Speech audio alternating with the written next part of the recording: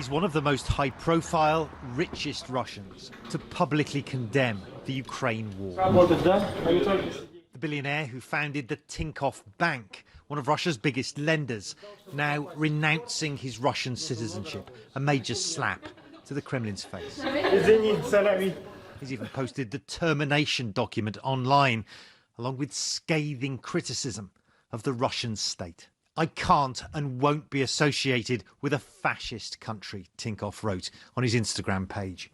A country that started a war with their peaceful neighbours. And he went even further, calling on other wealthy Russians to also leave the country behind. I hope more prominent Russian businessmen will follow me, Tinkov writes, so it weakens Putin's regime and his economy and puts him eventually towards defeat. The post was quickly deleted, which Tinkov blames on Kremlin trolls. It's not the first time Tinkov has publicly criticised Putin and his Ukrainian conflict. But these almost daily scenes of violence and its horrors seem to have galvanised the billionaire. Back in May, Tinkov, who's suffering from cancer, spoke of how his own fight for survival made it impossible to stay silent in the face of so much killing. You see kids, women, people dying for nothing, being murdered by someone. I mean, the Russian army is killing them for nothing. You can die from cancer, but why should you die from a bomb just because you live in Ukraine? This is messed up, especially in the 21st century. There's a way to try and repay that debt, Mr. Deripaska. Of course, there have been other prominent Russians. Putin has called it a colossal mistake, though stopping short of blaming the Kremlin. Get lost, please.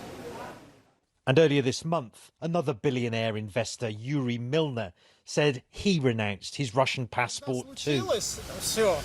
Tinkov, seen here in London, where despite British sanctions, he still spends much of his time, says he only ever met Putin once for a beer more than 20 years ago.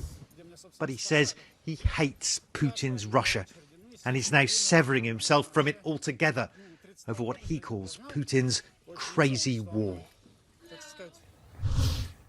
So, Matthew, amazing to see this. I mean, does Tinkov's renunciation now mean that Putin is losing support among Russia's business tycoons, right? I mean, the significance of this is that after everything we've seen, he's choosing to do this now. I mean, yeah, I mean, it's got a point in that direction. I think you have to remember that Oleg Tinkov is a bit of a unique case. He's sold his businesses already in Russia. He's got leukemia, and so he may feel he's got nothing to lose.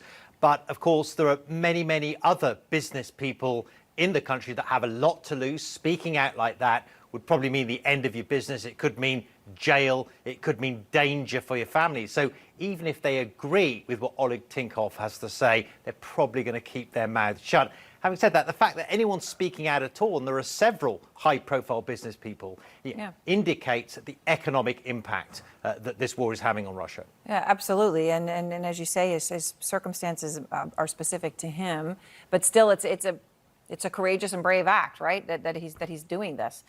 All right, Matthew Chance, thank you very much. You know, the context here.